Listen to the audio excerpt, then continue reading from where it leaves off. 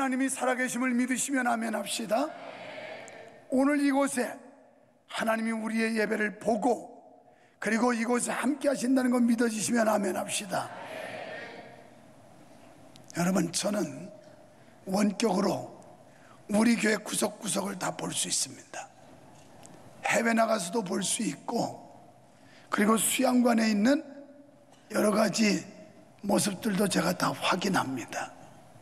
그런데 놀라운 건 여러분이 예배하는 모습도 나는 저 속에 있으면서 7대의 카메라가 다 비추고 있기 때문에 누가 계시받고 있는지, 누가 인상 쓰고 앉아서 찬송도 안 하고 있는지 다 보고 있다니까요.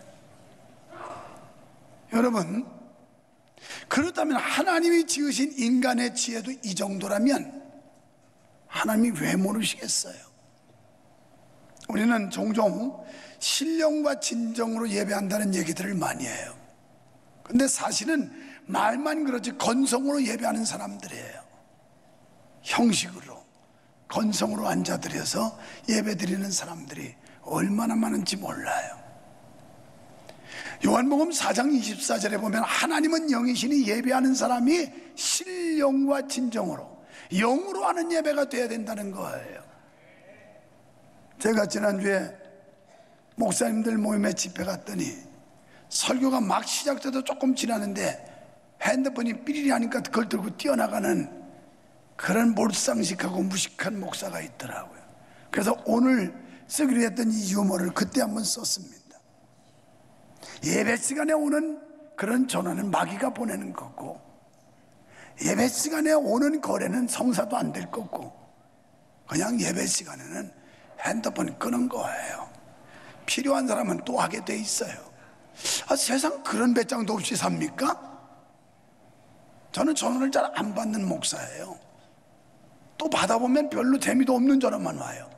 뭐 도와달라는 둥, 부해달라는 둥, 맨 이런 전화만 와서 안 받아요. 제 전화번호에 이렇게 확인이 되지 않는 이름은 안 받습니다. 받을 수 있어도 안 받고, 누구신지 용건이 있으면 문자로 주십시오 해서 문자가 온 거 보고 우리 교회 성도라든지 받아야 될 전화라면 받지만 그렇지 않으면 응답을 안 해요. 여러분, 나는 이걸 보면서 우리의 이름이 하나님이 기억하신 바가 되지 않는다면 우리의 예배도 받지 않을 거예요. 하나님이 아시는 사람이 아니라면 우리가 드리는 기도도 상달이 안 될 거예요. 그렇다면 어떻게 하면 이 하나님의 임재, 성령이 이곳의 역사에서 우리가 드리는 이 찬양과 기도와 예배를 하나님이 받으심직한 예배를 드릴 수 있을까? 이것이 우리 모두의 고민이어야 됩니다. 여러분, 나는 오늘 여러분에게 믿음을 대물리 마라, 이런 제목을 던졌어요. 믿음을 대물리 마라. 성경에서 근거를 찾는다면 아브라함의 가문일 겁니다. 아브라함은 그의 아들 이삭에게 믿음을 대물림 했고, 이삭은 그의 아들 야곱에게 대물림 했고, 야곱은 그의 아들 요셉에게 대물림을 하고, 자자손손이 신앙의 대물림이 이어가는데, 오늘 창세기 48장 15절로 16절과 49장에 보면 그 아브라함이 신앙을 대물림해 준 것이 그 후대에 가서 어떻게 되는지를 보게 됩니다. 아브라함이 이삭을 축복하고, 이삭은 야곱을 축복하고, 야곱은 자신의 손자 에브라임과 므낫세를 데려다가 축복을 해요. 자기 손자들을 데려다 놓고, 그러면서 그들에게 축복을 하면서 요셉에게 계승해 준 믿음은 자신을 지금까지 축복해 주신 분은 하나님이시라는 걸 가르쳐주고 있어요. 나를 오늘 내가 있게 하고 나를 축복하신 분은 하나님이다, 이러면서 자기 손자들에게 축복 기도를 하면서 이걸 가르쳐주고 있어요. 그러면서 나는 이제 죽지만 하나님께서 너희를 인도해서 약속의 땅으로 데리고 들어갈 것이다, 이런 기도를 합니다. 여기서 우리는 자신의 생애를 뛰어넘어 영원히 후손들을 축복하실 하나님께 자식을 맡기는 축복의 대물림을 볼 수가 있습니다.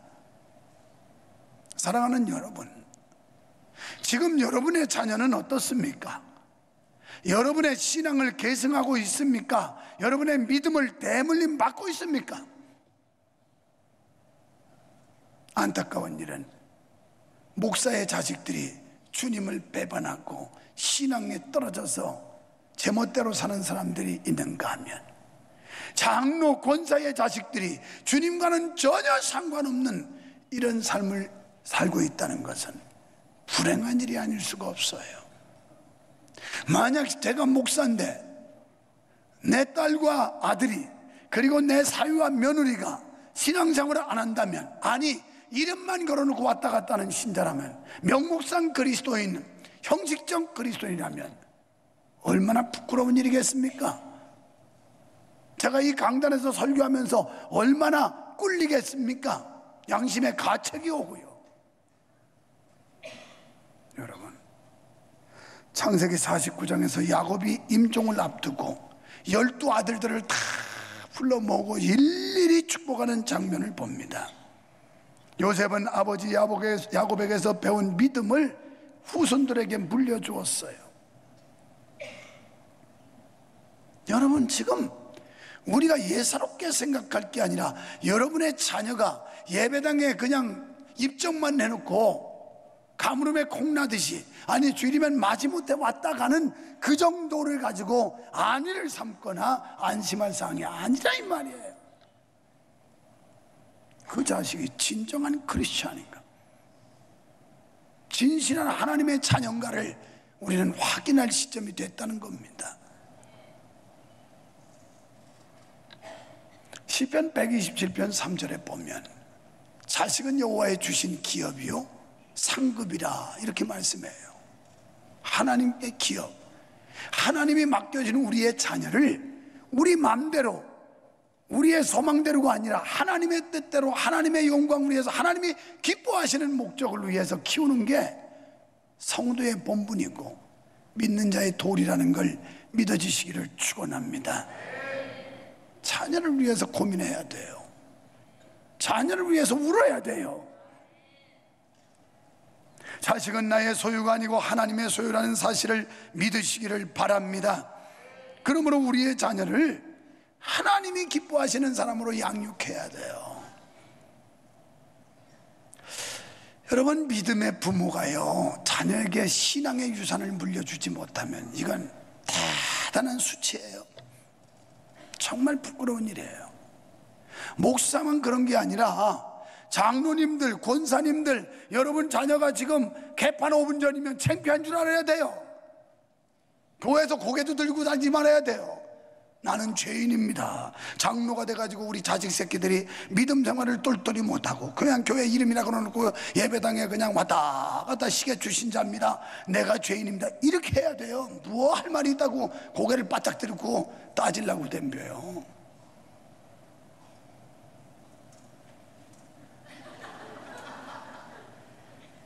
네.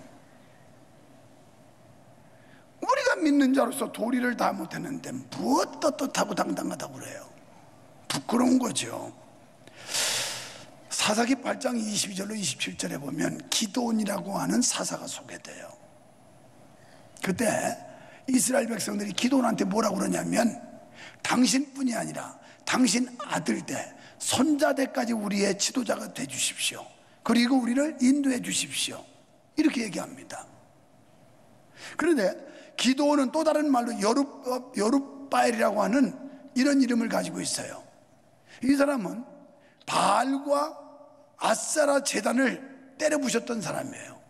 그래가지고 막 성사람들이 지금 데모하러 왔습니다. 항의하러 왔어요. 그때 그의 아버지 요아스가 났습니다. 요아스가, 너희가 바알이 하나님이더냐? 어찌 바알을 하나님처럼 섬기느냐? 바알의 신당을 부쉈다고 항의하러 왔느냐? 바알을 섬기는 자는 망할 것이다. 단호한 어조로 외쳐요. 그 요아스, 그 아버지의 그 아들이에요. 요아스의 가정 속에 요아스의 신앙 교육을 받았던 그 기드온이 그 자자손손이 믿음의 유산을 이어가면서 당시에 이스라엘 사람들이 우리의 인도자가 당신 손자들까지 계속해서 우리를 인도한다고 인도를 부탁한다고 얘기를 합니다. 그때 기도원이 뭐라고 그럽니까? 아닙니다라고 고사해요. 여러분을 인도할 분은 내가 아니고 우리의 가정도 아니고 하나님이 인도하는 겁니다. 그러면서 철저하게 하나님이 주인됨, 하나님의 그 헤드십, 머리 대심을 강조해요. 얼마나 제대로 된 교육입니까? 여러분이 여러분의 자녀에게 이걸 가르치는 게 중요해요. 인간의 생사화복을 주장하시는 분은 하나님이시라고 하는 거, 이걸 가르쳐 주셔야 돼요. 그래서 하나님이 내 삶의 주인 되심, 이걸 인정하는 삶, 이게 진정한 삶이에요. 이게 신앙인의 삶이에요. 2부 예배 때도 시의원들 왔지만 그랬어요. 의원님을 의원 되게 한 것도 하나님이에요. 하나님이 주인 되심을 인정해야 돼요. 이 자리에 앉았었는데 내가 그 얘기했어요. 세상 만사 모든 거 하나님이 하시는 거예요. 지금 여기 여러분이 살아 돌아온 것도 하나님의 은혜예요. 내가 지난 주간에 제가 잘 아는 방송국 사장 동생이 45세인데 무슨 지병이 있었던 것 같다고 멀쩡했었는데 샤워하고 방에 들어가서 쓰러졌는데 병원으로 이송했지만 이미 늦어서 뇌가 다 죽어버렸고 심장이 멎었고, 그래서 심장마비로 그냥 멀쩡하고 건강하고 사업도 잘 나가던 사람이 유명을 달리했다는 말 들었어요. 이게 현실이에요. 이게 인생이에요. 하루하루 하나님께서 우리의 생명, 우리의 호흡을 연장시켜 주시면 살아있는 거고, 하나님이 오라 해서 걷어가시면 죽은 거예요. 그러니 감사하잖아요. 그래서 나는 주일마다 그런 거 얘기할 때 있어요. 살아 돌아온 거 축하합니다. 살아 돌아온 거. 교통사고로 안 죽고, 물에 빠져 안 죽고, 자빠져서 안 죽고, 엎어져서 안 죽고, 하여튼 심장이 멎어서 안 죽고 살아 돌아온 거. 여러분은 하여튼 매주 살아 돌아오시기를 바랍니다. 이거는 육신의 생명도 그렇지만 우리의 영적 삶에도 살아 돌아와야 돼요. 가서 이 악한 세력들, 사탄 마귀와 싸우다가 만신창이가 돼서 고꾸라지고 죽지 말고 살아 돌아와야 된다는 거예요. 살아 돌아와야. 그래서 하나님 앞에 하나님이 힘 주셔서 한 주간 삶을 승리하고 왔습니다. 하나님 감사합니다. 영광 받으세요. 이게 승리의 예배예요. 승리의 개가예요. 노상 와서 풀이 죽어가지고 아유 죽겠다. 어땠냐? 아유 죽지 못해 왔습니다. 이러고 보이면 얼마나 주님이 볼 때 참 딱하고 불쌍하겠어요. 또 디모데전서 디모데후서 1장 5절에 보면 디모데라고 하는 사람, 이 사람도 믿음의 유산, 믿음의 유업을 잘 물려받은 사람입니다. 자기 어머니 그리고 외할머니의 신앙을 전수받아서 훌륭한 당시의 리더가 됐습니다. 물론 이 믿음이라고 하는 건 물건처럼 주고받을 수 있는 게 아니에요. 뭐 통장처럼 주고받는 게 아니고, 물론 하나님이 은혜 주셔야 되고 하나님께서 여러분의 자녀를 책임져 주셔야 되는 겁니다. 그러기 위해서는 우리는 자녀에게 믿음의 본을 보여서 선한 영향력을 끼쳐야 돼요. 우리 자녀들에게. 그리고 채근을 내야 돼요. 자꾸 잔소리 하셔야 돼요. 제가 우리 젊은 부부들 신방하다 보면 어떻게 교회 왔냐고, 부모님들이 믿으시는데 시골 사시는데 주일만 되면 전화한다는 거예요. 야 오늘 주일이다 교회 가라. 그리고 또 오후에 되면 갔다 왔니? 귀찮아가지고 가야 된다. 귀찮아. 부모 잘 만난 줄 알아라. 내가 그랬어요. 개떡 같은 부모는 채근도 안 한다. 아이고 그래 밥벌이 잘하고 그래 건강하게 잘 지내니? 애들 잘 크고 직장 잘 다니고 사업은 괜찮고 야 됐다. 예이 너 믿음 생활은 어떡하니? 교회에서 직분은 받았니? 지금 무슨 일 하고 있니?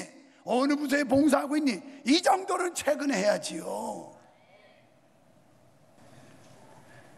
저는 신학교 다닐 때 군대 갔다 와서 누가 도와줄 사람도 없고 주경야독 할 때 그 구로동 106번 보성운수 종점에 지금은 딴생됐지만 그 판자촌 학고방들 블럭으로 요만하게 해서 내 여동생하고 누우면 둘이 누우면 딱 따요. 살이 다도 못 잘 정도로 거기서 연탄가스 맞아가지고 죽다 살고, 내가 죽을 고비 많이 넘긴 사람이 내가 오래 살 것 같아. 난 미워하지 마요. 오래 살 거니까. 자꾸 미워하면 진짜 더 오래 산다니까.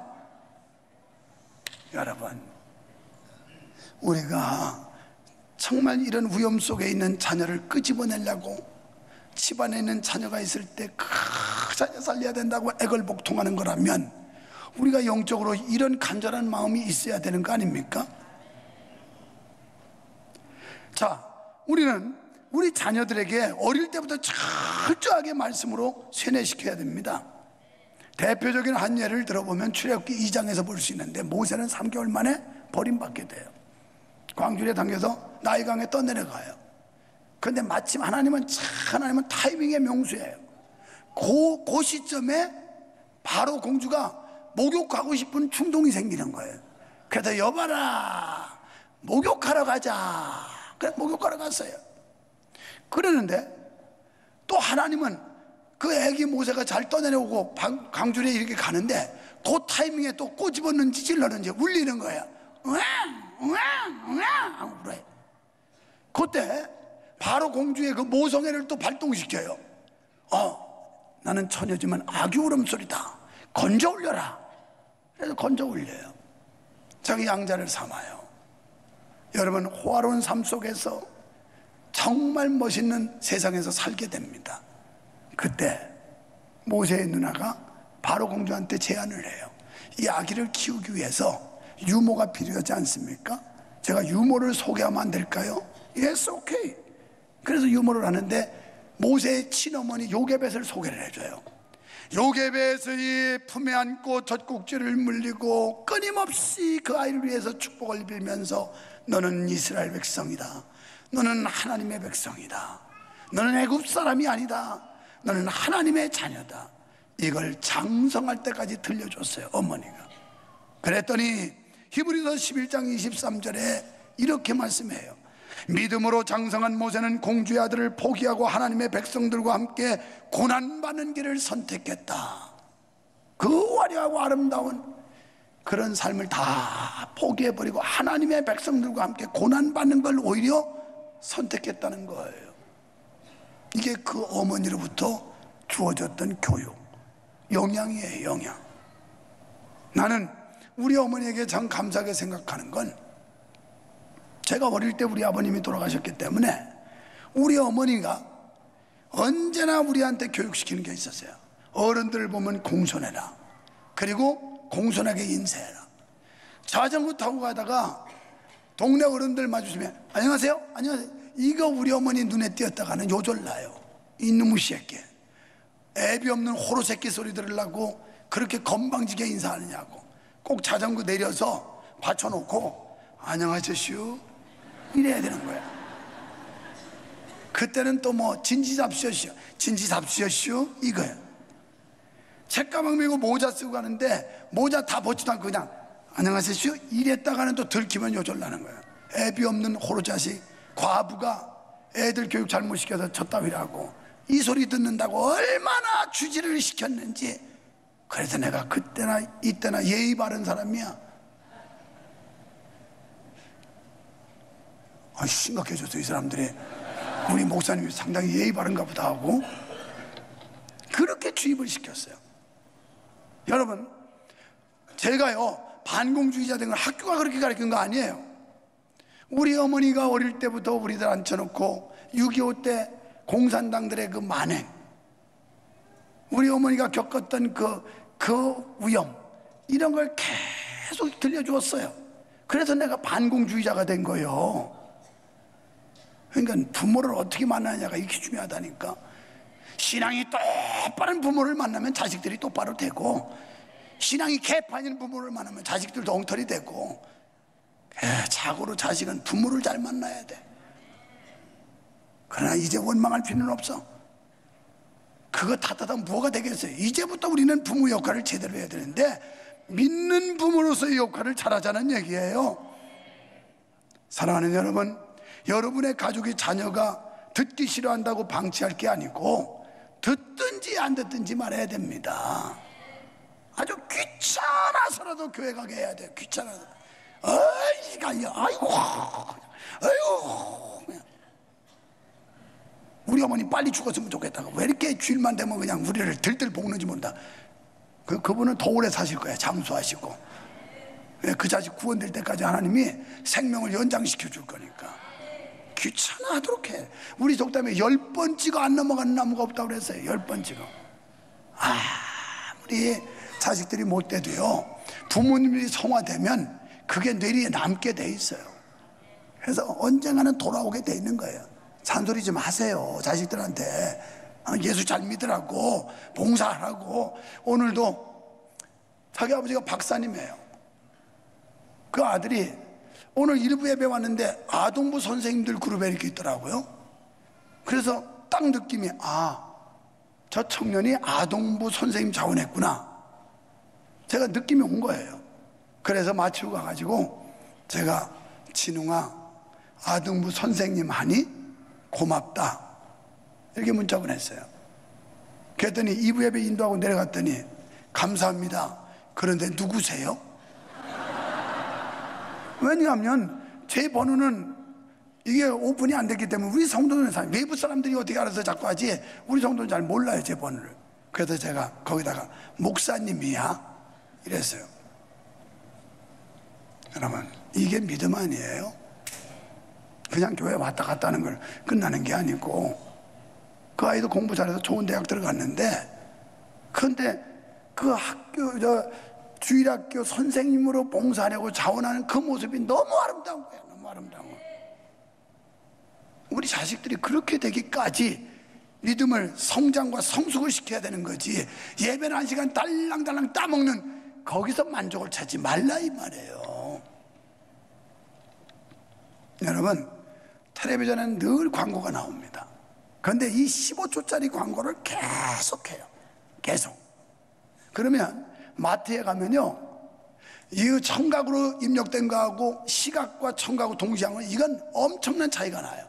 이게 각인이 돼가지고 마트에 딱 가면 TV 광고에서 이미 입력됐던 그걸 찾게 돼 있어요. 그래서 엄청난 돈을, 광고비를 들여서 같은 내용을 15초 광고를 계속 돌리는 이유가 기업들이 그래서 그러는 거예요. 그러니까 우리도 우리 자식들 기분 나빠하고 인상 쓰고 그러거나 말거나까지 거 계속 얘기해요. 계속 이게 엄마 소원이다, 이게 아빠 소원이다, 네가 뭐 출산하는 것도 난 싫고, 네가 돈 많이 벌어다 주는 것도 싫고, 좋은 음식 사주는 것도 싫고, 너 예수 잘 믿고 하나님 자녀 돼서 교회 가서 열심히 헌신하는 거, 그게 내 소원이다, 소원이다, 소원이다. 그렇게 울부짖어요. 그러면 아무리 불효막심한 놈도 그게 귀에 쟁쟁쟁쟁쟁, 그래, 아유 우리 부모님 소원이라는데 그냥 죽은 사람 소원도 들어준다는데 산 사람 소원 못 듣겠냐? 변화될 거예요. 변화돼. 아유 시간 많이 갔네.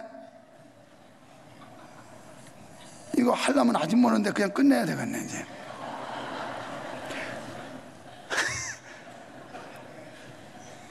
근데 사실 지금 바쁠 것도 없잖아요.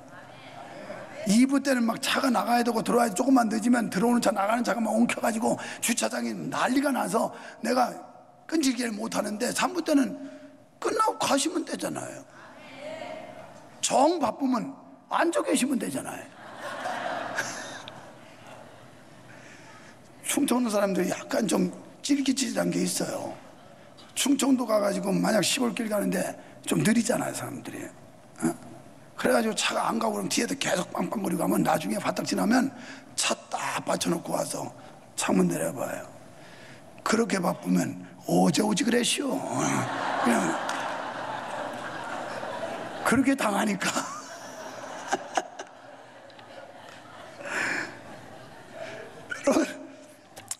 사무엘상 4장에 보면 실패한 가정이 있어요. 신앙의 대물림을 못해서 엘리 가정이 망신당해요. 자식들 제사장 부임 다 받았는데 그놈들이 전부 부정하고 그리고 또 이 사람들이 전부 불량하고 이래가지고 자식들이 그냥 쫄딱망해요. 쫄딱망해요. 하나님이 그거 가만 놔두겠어요? 그러면 다 거두절미하고 넘어가서 부지런히 가르치라. 그럼 가르친다는 말은 한마디로 말하면 원어의 뜻은 행동한다는 거예요. 보여야 돼요. 우리의 몸으로 실천으로 보여야 되는 거예요. 그래서 아기 가진 분들 지금 뭐 태양부에서 요 시간만 듣고 있을 텐데 저 사람 기가 막혀 어떻게 딴짓 하다가 이걸 트는지 하여튼 그래가지고 볼 텐데 아기들 불편하다고 하지 말고 예배 때마다 와서 품에 안고 자꾸 찬송 들려주고 기도해주고 자꾸 축복을 빌어줘요. 이 아이가 믿음의 유산을 물려받게 해주고 믿음의 대가 끊기지 않게 해주시고 하나님의 은혜가 계속되게 하시고 하나님의 은총이 함께 하려고 계속 복을 비는 거야. 계속 이런 분위기를 데리고 오고, 그 다음에 온 집안이 신앙적 분위기를 만들어야 돼요. 그래서 막 다 온통 다 써놓으래요. 듣든지 안 듣든지 막 계속 보게 하라는 겁니다. 이렇게 해서 사랑하는 여러분, 여러분의 가정이 신앙의 명문 가정이 되시기를 축원합니다. 아름다운 믿음을 대를 물려줘서 여러분 믿음을 유산으로 주고 믿음을 대를 물리는 이런 가정 성도들 되시기를 주님의 이름으로 축원합니다.